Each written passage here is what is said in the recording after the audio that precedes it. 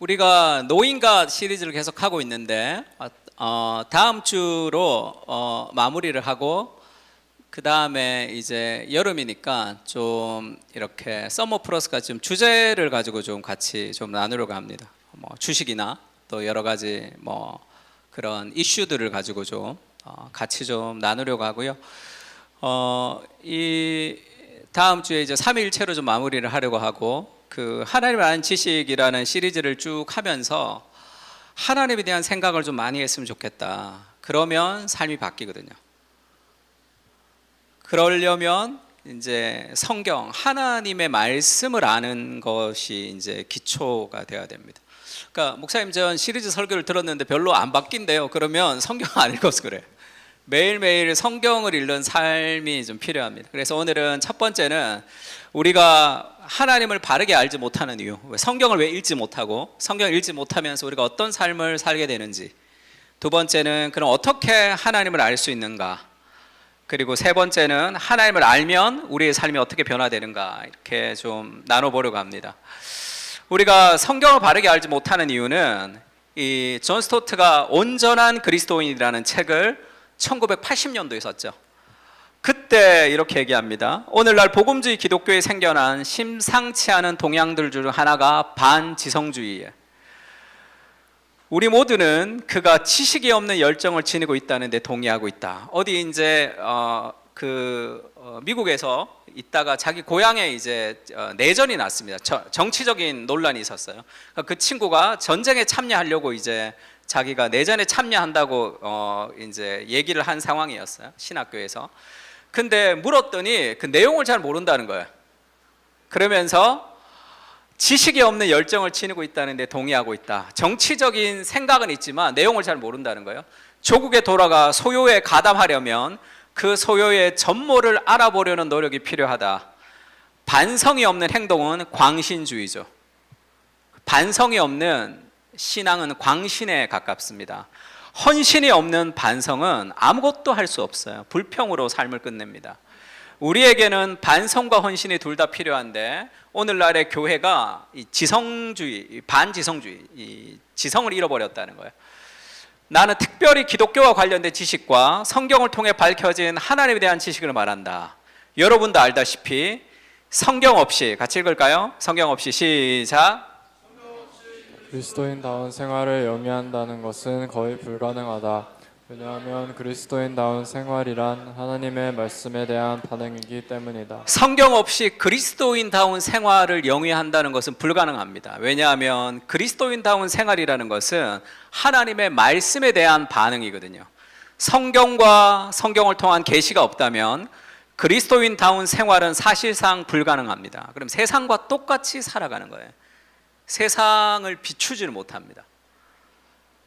하나님의 말씀만이 그리스도인다운 생활을 가능하게 만든다. 왜냐하면, 같이 읽을까요? 시작.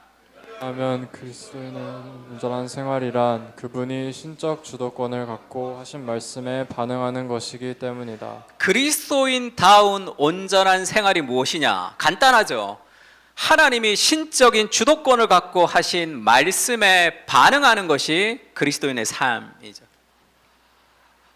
그러니까 오늘 읽었던 본문이 이렇게 얘기합니다. 이는, 같이 읽을까요? 시작. 이는 내 생각이 너희의 생각과 다르며 내 길은 너희의 길과 다름이니라. 계속. 여호와의 말씀이니라. 이는 하늘이 땅보다 높음같이 내 길은 너희의 길보다 높으며 내 생각은 너희의 생각보다 높음이니라. 인간의 생각은 하나님의 생각하고는 차원이 다릅니다. 타락한 세상 우리가 어떻게 살아가야 되냐면 내 생각대로 살아가는 거예요. 그래서 삶에서 열매가 맺히지 않습니다. 삶에 재미가 없는 거예요. 신앙생활에.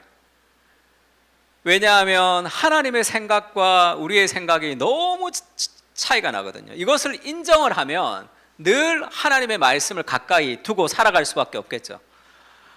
하늘이 땅보다 높음 같이 내 길은 너희 길보다 높으며 내 생각은 너희 생각보다 높음이라. 그러니까 어마어마한 차이를 가지고 살아가는 거죠. 하나님의 말씀을 그의 인생의 뿌리에 두고 사는 사람과 그렇지 않은 사람은 1000배 차이가 납니다. 1000배 더 나겠죠. AI가 도입되고 바둑계가 혼란이 들어왔는데 그중에 좋은 거는 여성 바둑 사람들은 수준이 좀 떨어졌대요. 왜냐하면 이 계보가 있으니까 AI를 도입하면서 여성 바둑하는 사람들의 그 수준이 확 올라갔습니다. 비슷해졌어요. 근데 신진서라고 있어요. 우리나라 1등하는 그 친구랑은 그전에는 신진서와 다른 사람들이 10배 차이가 났는데 지금은 100배 차이 난다는 거예요. AI를 잘 다루니까 그 수준만큼 계속 하니까 차이가 100배 이상 난다는 거죠. 그보다 더 납니다. 하나님의 말씀에 기초하는 사람과 그렇지 않은 사람의 차이는 어마어마한 삶의 차이가 날 수밖에 없죠. 하나님 말씀이 인간의 생각과 다르기 때문에 그렇습니다. 그래서 우리가 하나님에 대해서 우리가 배울 때 공유적 속성이라는 것은 같이 공유한다는 하나님과 사랑, 하나님도 사랑이 있고 우리도 사랑이 있습니다. 지혜, 하나님의 지혜도 있고 우리가 지혜가 있어요. 그 차이가 어마어마하지만 그거를 공유적 속성이라 그러고 비공유적 속성은 우리가 없는 거예요. 공유할 수 없는 하나님의 영원성, 하나님의 전능하심 이런 겁니다. 이 비공유적 속성을 깊이 묵상하는 사람들은 오늘의 삶의 현실을 넘어설 수 있죠. 안정감 가운데 하나님이 폭풍을 다스리는 분이시다라는 확신이 있으니까 불안을 넘어설 수 있습니다. 하나님의 비공유적 속성에 대한 묵상이 없으면 현실의 불안을 해결할 수가 없죠. 공유적 속성을 묵상할 때 우리는 거룩해집니다. 삶이 예수님을 닮아가면서 하나님과 우리와 같이 있는 그것을 계속 닮아가면서 삶이 계속 성장하게 되는 거죠. 여호와를 경외함이 지혜의 근본이다. 성경 그렇게 얘기합니다. 그래서 그의 계명을 지키는 자는 훌륭한 지각을 가져서 여호와를 찬양함이 영원히 계속되리로다. 하나님을 경외하는 것이 지혜의 근본이라 하나님의 말씀을 늘 읽고 지키며 그의 삶이 늘 감사와 기쁨이 넘치게 되는 거죠. 그러면 왜 우리가 이런 삶을 살지 못하느냐? 지혜의 근본을 우리가 받지 못하느냐? 교만이 오면 같이 읽을까요? 시작. 교만이 오면 욕도 오거니와 겸손한 자에게는 지혜가 있느니라. 겸손한 자에게는 지혜가 있다. 이 지혜는 뭐죠? 하나님을 경외하는 겁니다. 그러면 우리가 왜 하나님을 바르게 알지 못하는가? 교만 때문입니다. 내 지식을 가지고는 이 타락한 세상을 바르게 살아갈 수 없다는 삶의 겸손이 늘 하나님의 말씀에 귀를 기울이게 되는 거죠. 근데 내 힘으로 살아갈 수 있다라는 삶의 교만, 그게 인간의 가장 베이스입니다. 우리는 하나님을 기뻐하는 존재가 아니에요. 하나님을 적대시하는 것이 당연한 존재입니다. 그래서 정말 겸손한, 내 힘으로 내가 살아갈 수 없다라는 그 겸손이 지혜를 얻게 되는 거죠. 그러니까 너무 재밌죠. 나는 부족하다라는 삶의 겸손이 하나님을 의지하게 되고 그것을 통해서 어마어마한 지혜를 따라 살아가게 되고 하나님 없이 살 수 있다는 삶의 교만이 결국 자기 인생을 자기가 이끌어가기 때문에 올바로 열매를 맺지 못하게 되는 거예요. 그런즉 너희가 어떻게 행할지를 자세히 주의하여 지혜 있는 자같이 하지 말고 지혜 없는 자같이 하지 말고 지혜 있는 자같이 하여 세월을 아끼라. 때가 악하다. 그 말씀에 지혜가 있는 사람, 그리고 하나님의 말씀에 기초를 두지 않는 사람의 차이가 어디에 있습니까? 지혜가 없기 때문에 세월을 낭비합니다. 세월을 아낄 수가 없어요. 세월을 아끼라라는 영어 성경에 보면 making the most of every opportunity예요. 모든 기회를 잘 선용한다는 겁니다. 모든 기회를 잘 활용한다는 거예요. 근데 왜 하나님의 말씀이 없으면 지혜를 활용하지 못하죠? 방향이 없거든요. 삶의 방향이 없습니다. 그래서 세월을 낭비하게 돼요.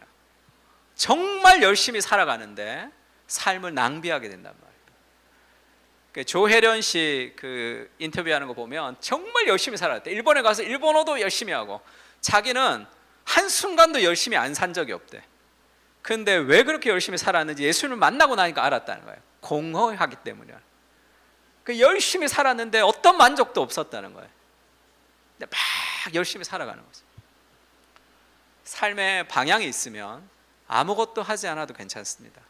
당신이 천국 가면 무슨 소리를 들을 것 같습니까? 그러니까 조현인 씨 그렇게 얘기하더라고.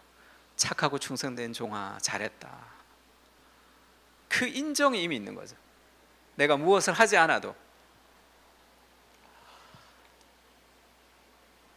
고린도전서에도 그런 말씀이 있죠. 나는 다름질하기를 향방 없는 것 같이 아니하고 방향 없는 것 같이 막 달리지 않는다.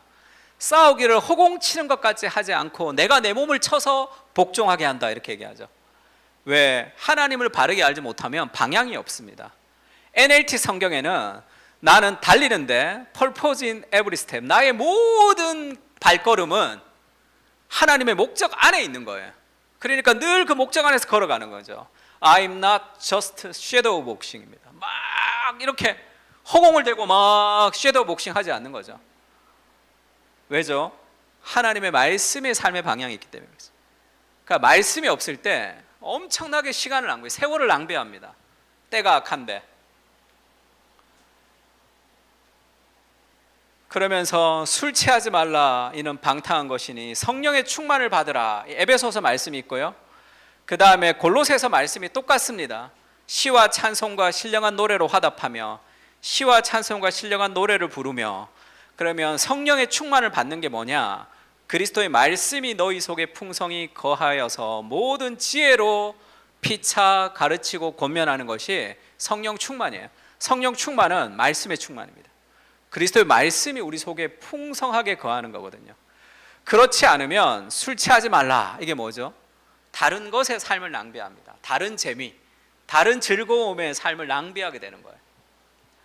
말씀이 풍성히 거하면 모든 지혜로 사람들을 가르치고 사람을 변화시키고 사람을 회복시키는 일들의 삶을 드리게 되는 거죠. 그러면서 감사와 기쁨이 있습니다. 술 취하지 말라, 방탕한 것이니 성령의 충만함을 받으라 하면서 그 다음에 구절이 이어지는 게 뭐죠? 그리스도를 경외함으로 피차 복종하라. 남편들아, 아내들아, 인간관계 안에서의 복종에 대해서 나옵니다. 그러니까 말씀으로 충만할 때 관계가 회복이 되는 거예요. 관계의 문제가 말씀 충만의 핵심이죠. 삶에 있어서. 직장에도 뭐가 제일 문제입니까? 다 관계의 문제예요. 가정에도 뭐가 문제입니까? 다 관계입니다. 삶에 있어서. 그 관계의 문제는 말씀이 충만해야지 내가 나의 자아를 죽일 수 있는 힘이 생깁니다. 그래야지 뭔가 문제가 해결되는 거예요. 용서를 하든 용납을 하든. 근데 하나님의 말씀이 풍성하게 거하지 못하기 때문에 생기는 삶의 결과가 온갖 풍성한 관계의 문제들 속에서 이리 고민 저리 고민하면서 말씀 읽을 시간이 없는 거예요. 그게 관계가 힘들고 직장이 힘들기 때문에 말씀을 읽을 시간이 없는 것이 아니라 말씀에 뿌리를 두지 않기 때문에 삶의 여러 가지 문제를 해결할 수 없는 겁니다. 순서가 잘못된 거예요. 그러면서 똑같죠. 그리스도의 말씀이 풍성히 거해서 어떤 결과가 나옵니까? 예배를 드리고 그 다음에 뭐 하죠? 아내들아, 남편들아, 피차 복종하는 거죠. 하나님의 말씀이 풍성하게 거하면 삶에서 내 감정과 내 뜻과 내 기분을 따라 살아가는 게 아니라 삶의 기준이 명확하잖아요. 신앙생활은 굉장히 간단합니다. 그러니까 제가 상담을 잘 못하는데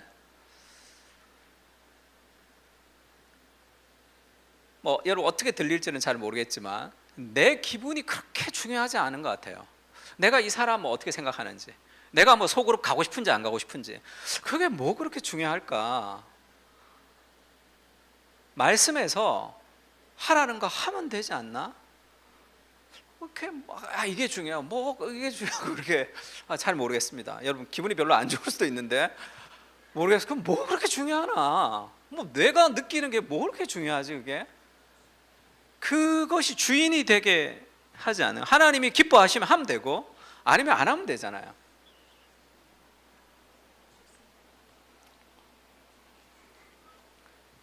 J.I. 패커가 이렇게 얘기합니다. 염려스럽게도 오늘날 그리스도께 속해 있다고 고백하는 많은 사람이 하나님의 기록된 말씀에 충분히 주의를 기울이지 못하고 지혜를 배우지 못하고 있습니다.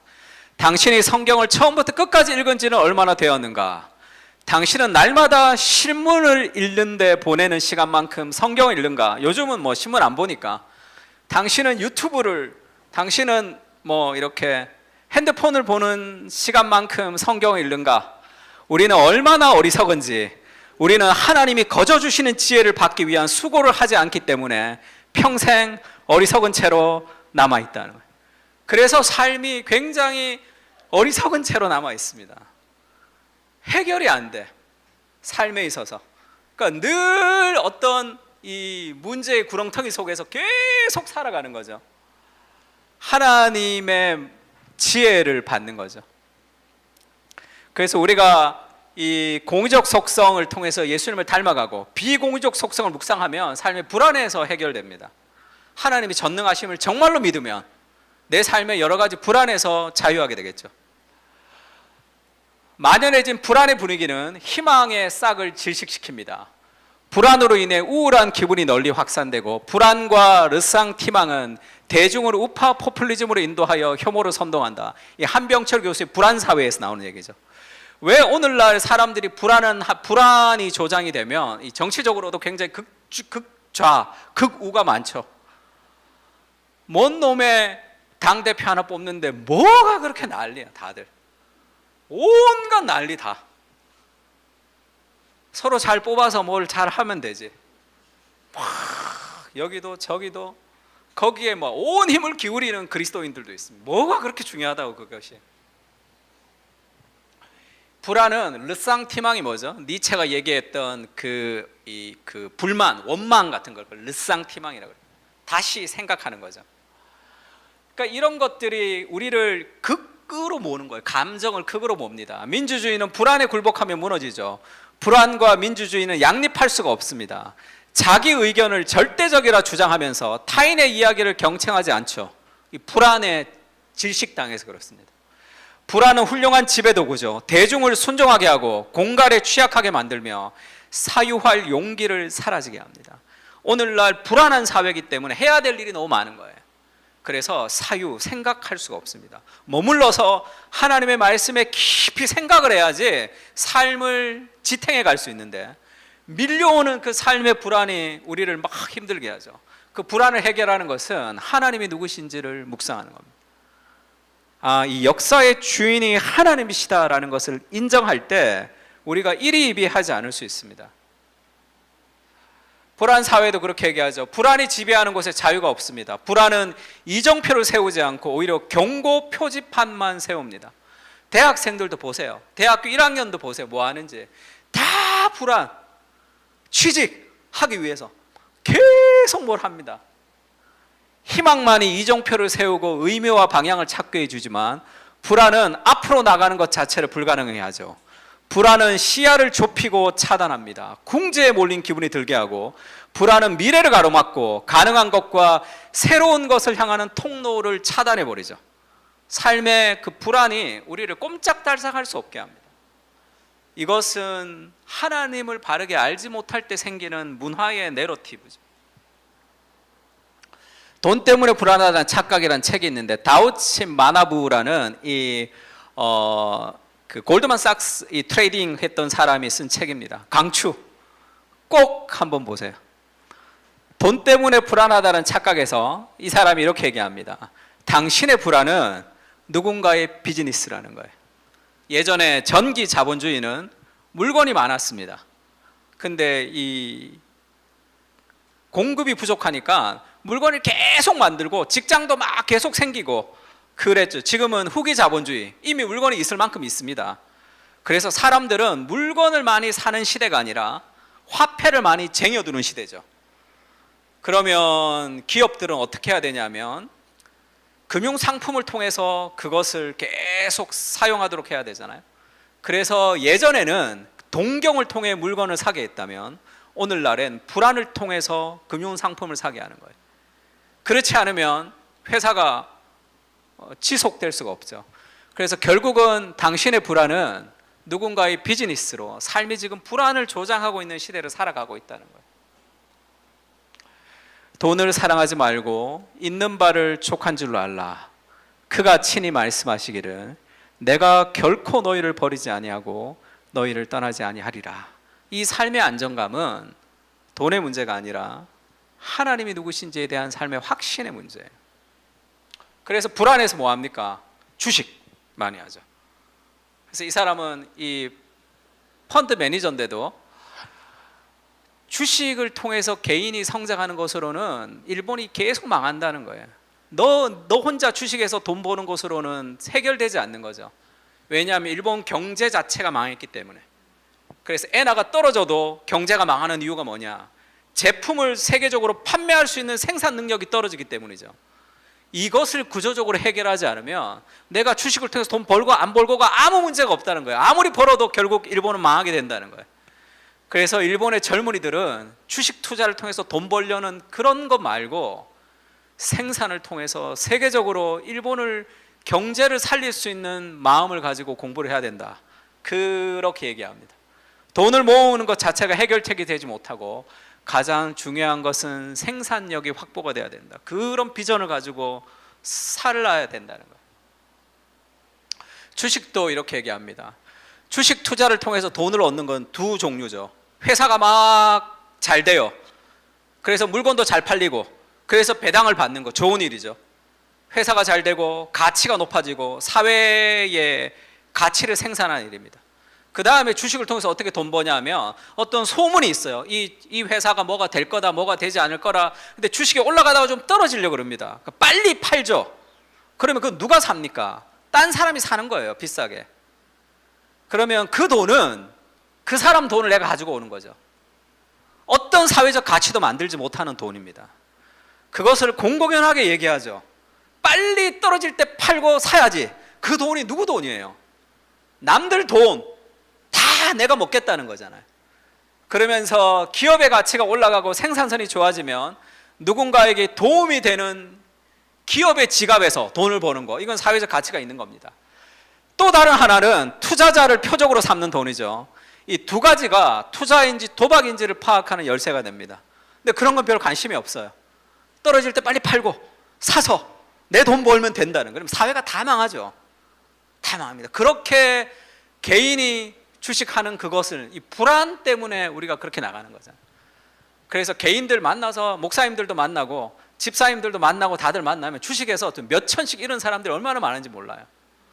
아이고 그거 헌금했으면 얼마나 많이 했을까. 내가 그거를 뭐 굉장히 쉽게 얘기해. 거기서 1, 2천 날리는 것을 굉장히 쉽게 얘기합니다. 오늘날 제가 글을 하나 썼어요. 답답해서.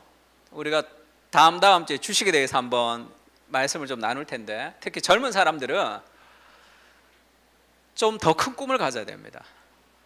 오늘날 우리에게 필요한 것은 비즈니스 세계 속에서 복음으로 어떻게 사람들을 섬길지 고민하고 준비하는 사람들이지, 불안한 마음으로 매일 주식 차트나 보면서 한숨 짓는 젊은이들이 아니다. 다윗이 골리앗을 이길 때 두려움을 극복해야 되잖아요. 믿음은 같이 읽을까요? 시작. 믿음은 보이지 않는 현실이다. 상상력을 지배당하면 선한 것과 아름다운 것을 분별할 수 없다. 하나님의 말씀을 통해서 상상력을 뚫어야 돼. 이 문화를 뚫어야지. 불안을 통해서 뭐 이걸 하고 안 하고 그런 수준이 아니라 좀 시대를 향해서 내가 준비하고, 모든 부는 생산을 통해서 나오는 거 아닙니까? 그러면 생산력 있는 사람이 되기 위해서 그것이 사회의 가치를 만들어가는 일이잖아요. 그것은 불안을 넘어서야지만 가능한 일이죠. 그 정도 비전을 가지고 공부해야지 열심히 공부하게 되잖아요. 믿음이라는 것은 보이지 않는 현실인데 상상력을 지배당하면 선한 것과 아름다운 것을 볼 수 없습니다. 하나님의 말씀을 통해서 이 세계가 열려야 되는 거예요. 그러면 더 열심히 준비하고 할 수 있습니다. 그런 마음이 필요한 거죠. 하나님이 누구신지의 성경이 다 나와 있는데, 근데 그것이 우리의 삶 속에서 주인이 되지 못하니까 온갖 불안이 우리를 이끌어가는 거예요. 하나님을 바르게 알지 못하기 때문에 생기는 거죠. 그럼 어떻게 하나님을 알 수 있는가? 하나님 말씀이죠. 모든 성경은 같이 읽어볼까요? 시작. 모든 성경은 하나님의 감동으로 된 것으로 교훈과 책망과 바르게 함과 의로 교육하기에 유익하니, 이는 하나님의 사람으로 온전하게 하며 모든 선한 일을 행할 능력을 갖추게 하려 함이라. 성경은 하나님의 감동이 있습니다. 다른 책하고는 달라요. 그래서 우리를 온전한 인격으로 만들어 갑니다. 그리고 모든 선한 일을 행한 능력을 갖추도록 해주는 거예요. 어떻게 직장생활 해야 될지, 어떻게 가정생활 해야 될지, 어떻게 목회를 해야 될지, 어떻게 공부해야 될지에 대한 모든 선한 일을 행할 능력을 성경이 가르쳐 줍니다. 횡단보도 지날 때 손 들으라 이런 거 안 가르쳐 주잖아요. 그거를 가르쳐 주는 것이 아니라 하나님이 삶에 함께하는 그 확신을 가지고 우리 삶의 방향을 가르쳐 주는 거예요. 그때 내가 어떻게 자녀를 양육해야 될지, 어떻게 인생을 살아야 될지에 대한 삶의 방향, 어떻게 직장생활을 해야 될지에 대한 방향이 거기에 있습니다. 말씀을 떠나서는 우리의 마음을 다스릴 수 없기 때문에 문화를 극복할 수가 없어요. 그래서 옛적에는 선지자들을 통해서 여러 모양과 여러 부분으로 하나님이 말씀하셨지만 신약에는 아들을 통하여 우리에게 말씀하셨습니다. 그래서 그 그리스도를 통해서 그의 능력의 말씀으로 만물을 지금도 붙들고 있는 거예요. 세상을 하나님이 통치하고 있습니다. 그 능력의 말씀을 묵상하면서 세상을 통치하시는 하나님과 함께 다스리는 거예요. 우리의 삶이라는 것은 너희는 왕같은 제사장이라, 너희는 세상의 빛이라 할 때 그 하나님의 능력의 말씀으로 함께 하나님과 세상을 통치하는 자로 하나님 우리를 부르셨단 말이에요. 그 삶의 거룩한 상상력에 대한 확신이 우리 안에 있어야 되죠. 하나님의 말씀이 다가와야 돼요. 말씀이 어떻게 다가오냐면 누가복음 읽을까요? 그들이 시작. 그들이 서로 말하되 길에서 우리에게 말씀하시고 우리에게 성경을 풀어주실 때 우리 속에서 마음이 뜨겁지 아니하더냐 하고. 이런 경험이 필요해요. 하나님의 말씀을 묵상할 때 마음이 막 뜨거워지는, 이거는 뭐 섹스피어 책 읽었을 때 느끼는 그런 감동, 좋은 영화를 봤을 때 느끼는 그런 감동하고는 차원이 다릅니다. 그렇게 지적으로 말씀을 깨닫고 그 말씀이 내 영혼을 휘감을 정도로 깊은 삶의 감동이 필요해요. 그런 경험. 그래서 말씀을 향한 이 입맛이 완전히 바뀌어야 돼요. 목회자들 중에 말씀을 막 이렇게 입맛이 좀 바뀌었을 때가 어떠냐 하면 설교 준비 하다가도 성경 읽고 싶을 때가 있습니다. 그럴 때가 있어요. 그러면 그때가 이렇게 말씀 앞에 뭔가 이렇게 내가 새로워지는 때. 그러니까 성도들은 어떠냐? 주일날 아침에 성경 읽고 교회 오고 싶은 때, 마음이 들 때가 있습니다. 그때가 입맛이 바뀌는 거예요.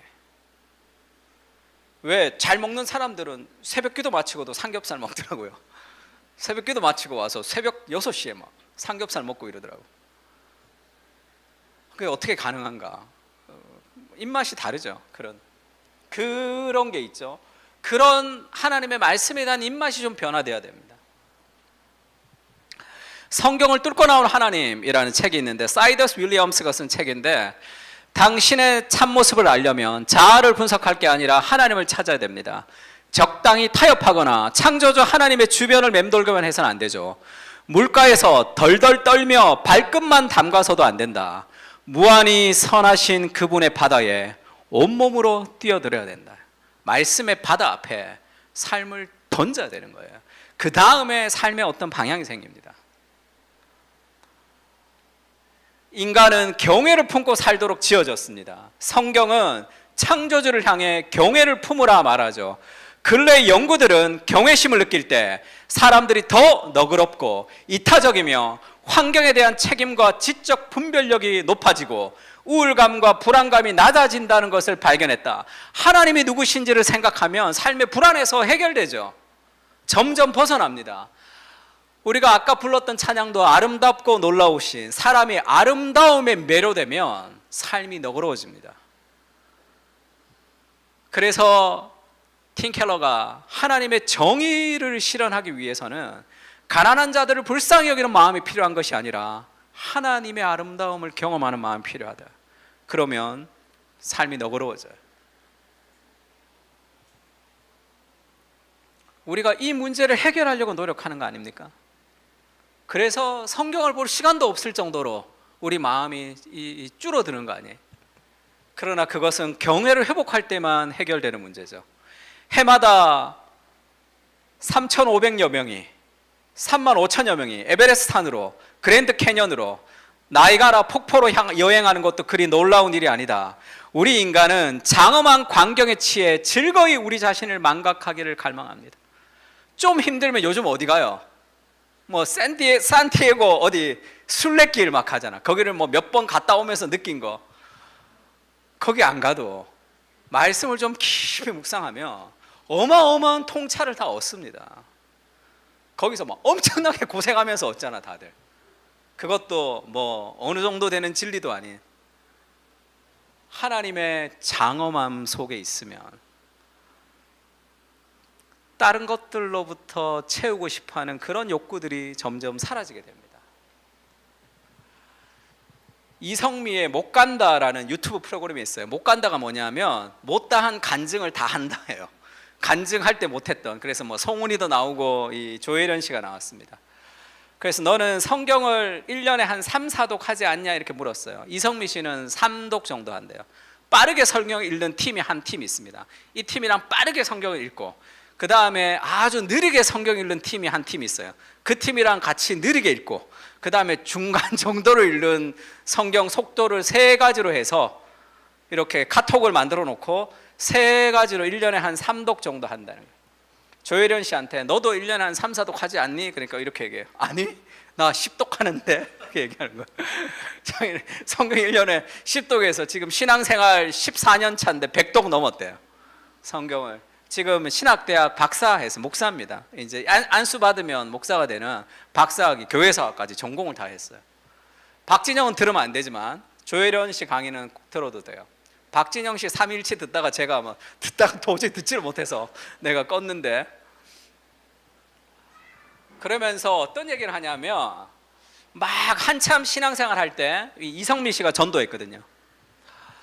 신앙생활 하면서 간증을 막 했는데 연극 끝나고 이제 감독들이랑 함께 이제 포장마차 가서 이제 술을 이렇게, 남편 생일이었대. 술을 쭉 놓고 이제 있었는데 이성미 씨가 전화가 왔다는 거야. 야, 너 지금 술집에서 술 놓고 있냐? 그러니까 먹지도 않았대. 간증을 하지 말든지 술을 먹지 말든지 둘 중에 하나만 해야 되겠다 이렇게 얘기했다는 거예요. 그랬더니 기분이 막 확 잡쳤다. 남편 생일이고 자기는 누가 자기한테 화내면 짜증 난다는 거예요. 이 언니 너무하네. 어디 CCTV 달아놨냐. 그러면서 어떤 생각이 들었냐면, 아, 간증 안 해야 되겠다. 내가 뭐 목사도 아니고 뭔 너무 간증한다고 그래야 되냐라고 이제 간증 이제 내가 안 하겠다. 기분이 너무 나쁘니까. 그리고 그날 잤는데 새벽에 하나님 깨우셨대요. 자기가 일본에서 정말 힘든 인생을 보냈는데 자기가 예수님 믿고 알았대요. 그 긴 시간 동안 하나님이 자기를 기다리시고 참아오시고 인내하시고 여전히 사랑하셨다는 그 사랑을 깊이 자기가 깨달은 적이 있다는 거예요. 그 생각이 나면서 하나님을 너무 사랑하기 때문에 하나님에게 손해가 되는 것을 안 하고 싶은 거예요. 그래서 주님이, 술주자 주님보다 더 좋기 때문에 내가 이제 이거를 좀 안 해야 되겠다, 그 생각을 했다는 거예요. 하나님의 말씀이 인생 가운데 심어지면 삶의 열매가 맺힙니다. 삶이 변화돼요. 그게 힘들지가 않습니다. 왜죠? 하나님에게 손해가 되고 싶은 일을 안 하고 싶거든요. 술을 뭐 먹어야 됩니까 말아야 됩니까? 그런 문제가 아니죠. 그런 문제가 아닙니다. 그렇게 삶이 변화되는 거예요. 하나님의 말씀이 그의 마음에 깊이 새겨지면 하나님을 너무 사랑해서, 그 사랑이 너무 감사해서 하나님을 어떻게 기쁘게 할 수 있을까가 삶의 기준이 되는 거죠. 그것이 자기 인생의 기쁨이 되는 겁니다. 그래서 내 생각은 너의 생각과 다르다. 그러면 그 생각이 하나님의 말씀이 어떻다는 거죠? 이는, 같이 읽을까요? 시작. 이는 비와 눈이 하늘로부터 내려서 그리로 되돌아가지 아니하고 땅을 적셔서 수출이 나게 하며 싹이 나게 하여 파종하는 자에게는 종자를 주며 먹는 자에게는 양식을 줌과 같이 내 입에서 나가는 말도 이와 같이 헛되이 내게로 되돌아오지 아니하고 나의 기뻐하는 뜻을 이루며 내가 보낸 일에 형통함이니라. 비가 눈이 하늘로부터 내려와서 그냥 되돌아가지 않죠. 땅을 적셔서 소출이 나게 하고 싹이 나게 하고 파종하는 자에게 종자를 주며 먹는 자에게 양식을 주는 것처럼 내 입에서 나가는 말도 헛되이 내게로 돌아오지 않고 나의 기뻐하는 뜻을 이루는 것이다. 하나님의 말씀을 묵상하잖아요. 그것은 내 삶에 반드시 열매를 맺습니다. 목사님처럼 말씀을 많이 읽었는데 별로 열매가 안 맺혀지는데요. 왜 그렇겠어요? 믿지 못하기 때문에 그렇습니다. 믿으면 돼요. 여호수아가 죽었습니다. 하나님은 그렇게 얘기하죠. 하나님, 누가 먼저 올라가서 가나안 족속과 싸우겠습니까? 유다가 올라가라. 보라, 내가 이 땅을 그의 손에 넘겨주었다. 하나님이 약속하셨죠. 어떻게 됐죠? 골짜기 주민들이 철병거가 있어서 그들을 쫓아내지 못했죠. 다윗과 골리앗하고 비슷하죠. 골리앗이 너무 무서우면 믿음이 발휘되지가 못합니다. 그러니까 무엇이 더 크냐죠. 눈에 보이지 않는 하나님이 더 가까이 있느냐, 눈에 보이는 삶의 현실이 더 가까이 있느냐의 삶의 문제입니다. 하나님이 약속을 아무리 하지만 그것이 내 삶에 이루어질 수 없을 때도 있죠. 믿음이 없기 때문에 그렇습니다. 반드시 이루어진다고 믿어야 되는 거죠.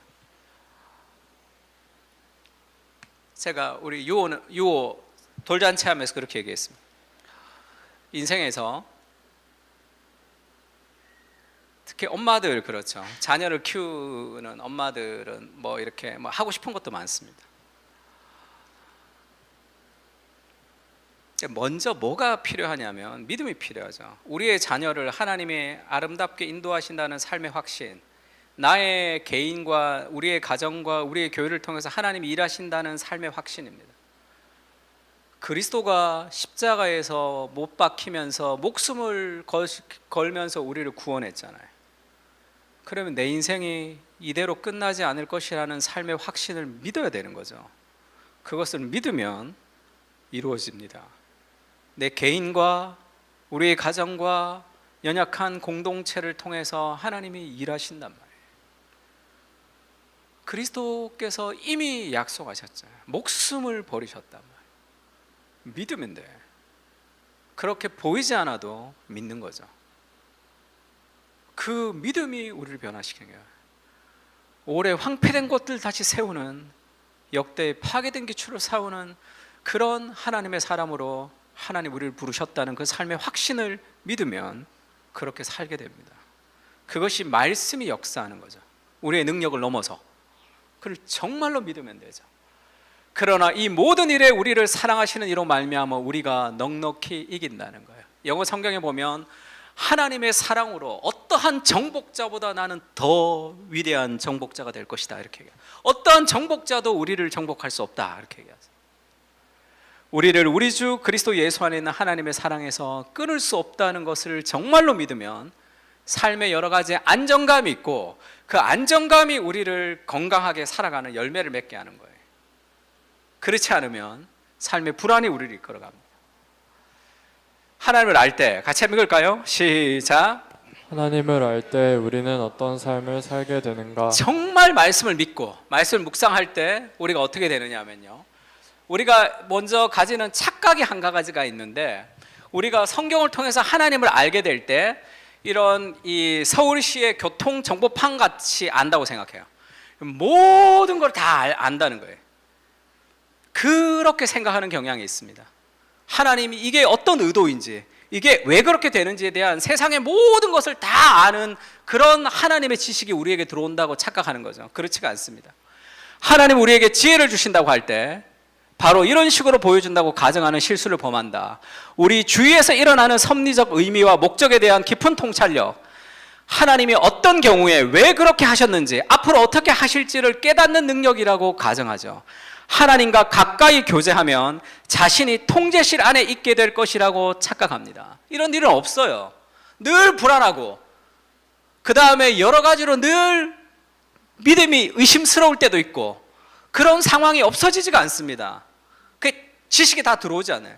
그러나 하나님을 향한 신뢰를 가지고 불안을 이기는 거죠. 어떠한 불안도 느끼지 않는 평안함만이 있는 것이 아니라 그 삶의 불안 속에서도 하나님이 폭풍을 다스리시는 분이시다라는 삶의 확신을 가지고 그걸 넘어서는 거예요. 모든 것을 다 아는 것은 없습니다. 내 인생에 왜 이런 어려움이 있는지, 내가 왜 여기서 이렇게 고생해야 되는지, 내 삶이 왜 이렇게 했는지 하나도 알지 못해요. 우리는 나중에 알게 됩니다. 어떤 거는 천국 가서 얼굴과 얼굴을 맞대야지만 알 수 있는 거죠. 그전에는 전혀 모르는 일도 많습니다. 하나님의 뜻을 구분하는 것도 마찬가지죠. 하나님의 명확한 뜻은 하나님의 아들의 형상을 담는 겁니다. 특별한 뜻은 직업, 반려자, 시간과 돈, 휴가 사용 같은 문제, 이런 일은 모르는 거예요. 결혼을 향한 하나님의 뜻은 동반자 됨이고, 배우자에게 발휘해야 될 자질은 예수님을 믿고 영원한 헌신을 하는 것이 하나님의 일반적인 뜻이죠. 우리에게 배우자가 구체적으로 누구인지 이런 건 알려주지가 않습니다. 그거는 조언과 상식과 지성과 기도를 통해서 늘 물어가면서 알아가는 거예요. 하나님의 말씀을 안다는 것이 모든 걸 다 안다는 뜻이 아니죠. 그럼에도 불구하고 말씀을 안다는 것은 많은 것을 알게 합니다. 많은 것을 알게 해요. 고민하는 것들에 고민하지 않아도 될 것들이 많죠. 달라스 윌라드가 그렇게 얘기합니다. 말씀과 기도 가운데 일상을 살다 보면 내 의식 속에 특유의 무게와 정신과 내용을 지닌 어떤 개념이나 생각이 들어온다는 거예요.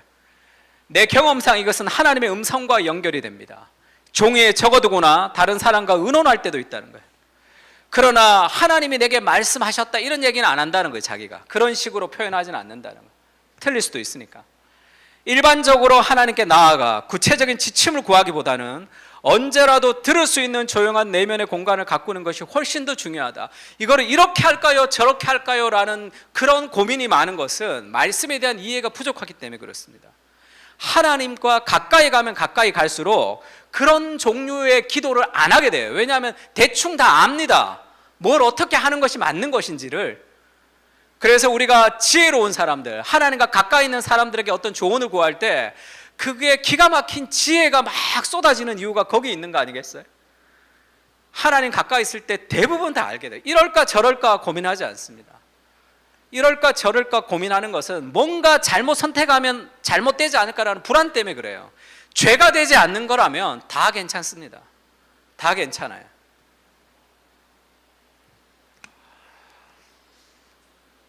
리더십도 마찬가지죠. 교회의 리더십은 세상의 리더십과 좀 달라야 돼요. 제가 이 대통령 수보회의 같은 거 할 때 보면 그게 회사의 리더십이죠. 리더가 다 알아. 이 사람 잘못하는 거 다 지적해야 돼요. 교회 리더십은 그렇지가 않습니다. 그러니까 교회도 회사처럼 리더십이 지금 돌아가는 것 같아요. 하나님의 말씀을 우리가 가르치고 배우고 제자 훈련하면서 2년 동안 같이 소그룹하고 하죠. 그리고 나면 내가 하나님을 따라가는 목회자가 되고 싶습니다. 그리고 여러분들은 작은 고상섭을 다 만들고 싶은 거예요. 그러면 알아서 판단하고 알아서 결정하고 알아서 활동하는 사람으로 키우고 싶은 거지 다 어떤 보고를 받아야 되는 사람으로 만들고 싶지가 않단 말이에요. 이렇게 해야 됩니까? 저렇게 해야 됩니까? 할 때 내가 이렇게 하십시오 저렇게 하십시오 대답 안 해요. 알아서 하라 그럽니다. 주일학교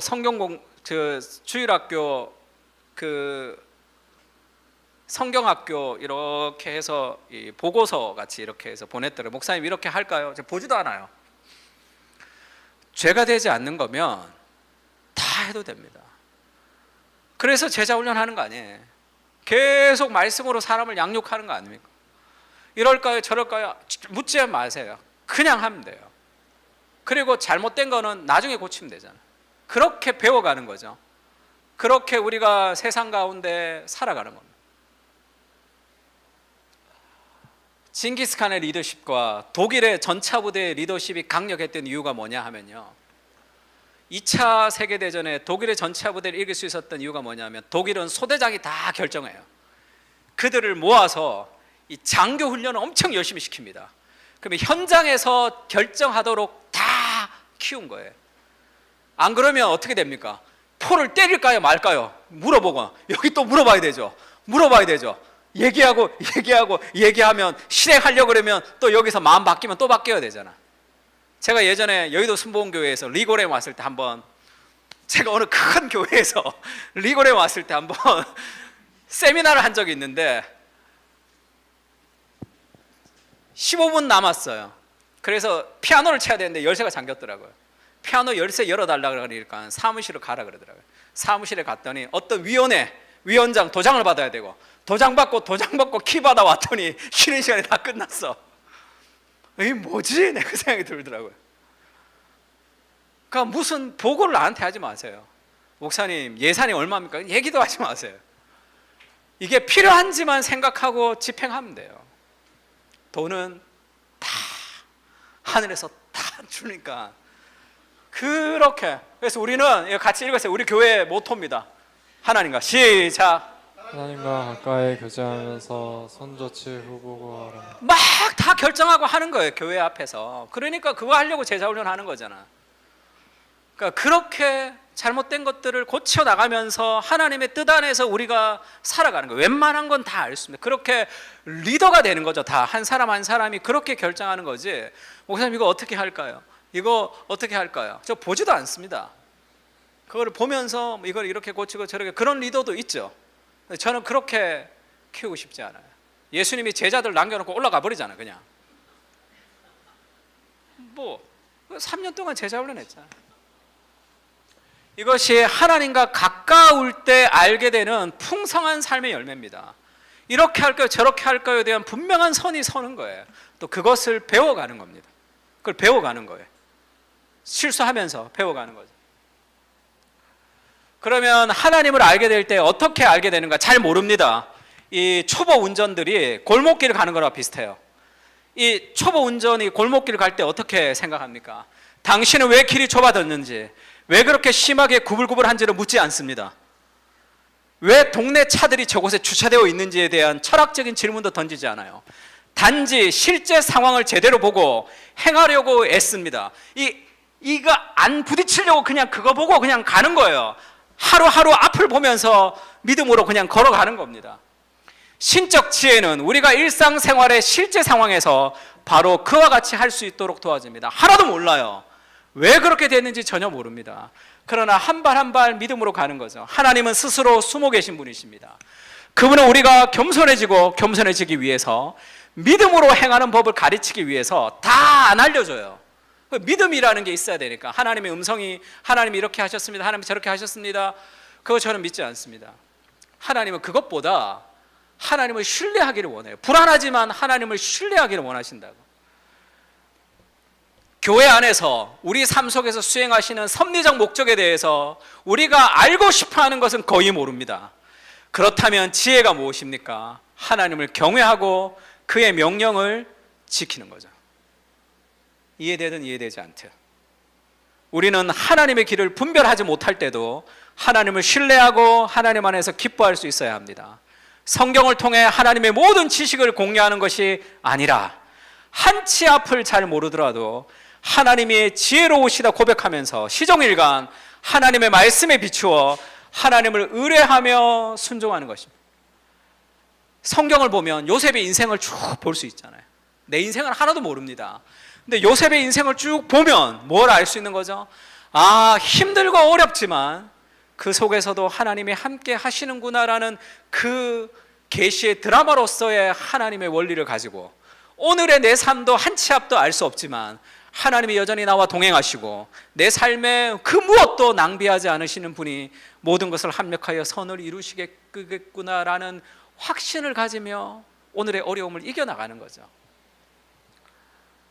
마지막으로 한번 읽어봅시다. 갈라디아서 같이 읽을까요? 그러나 시작. 그러나 너희가 그때에는 하나님을 알지 못하여 본질상 하나님이 아닌 자들에게 종노릇 하였더니 이제는 너희가 하나님을 알 뿐 아니라 더욱이 하나님 아신 바 되었거늘 어찌하여 다시 약하고 천박한 초등학문으로 돌아가서 다시 그들에게 종노릇 하려 하느냐. 성경을 통해서 우리가 알 수 있는 가장 큰 게 뭡니까? 본질상 하나님이 아닌 자들에게 종노릇하고 있었는데 하나님을 몰라서 우리가 그랬습니다. 이제는 너희가 하나님을 알 뿐 아니라 더욱이 하나님이 아신 바 되었다. 이게 먼저죠. 성경을 통해서 우리에게 다가오는 첫 번째 은혜가 뭐죠? 하나님이 나를 위해서, 나를 창조하시고 그리스도께서 나를 보내셔서 나를 구원하셨다는 하나님이 나를 아시는 거예요. 그래서 하나님이 나를 통해 일하고 싶어 하신다는 그 하나님이 나를 향한 사랑을 깊이 깨닫는 겁니다. 그러면 그 말씀 안에서 인생을 드리고 싶어지는 거죠. 그렇게 하나님을 정말로 말씀을 통해서 알아가는 우리가 좀 됐으면 좋겠습니다. 우리가 아까 불렀던 찬양 중에 이런 찬양 있죠? 같이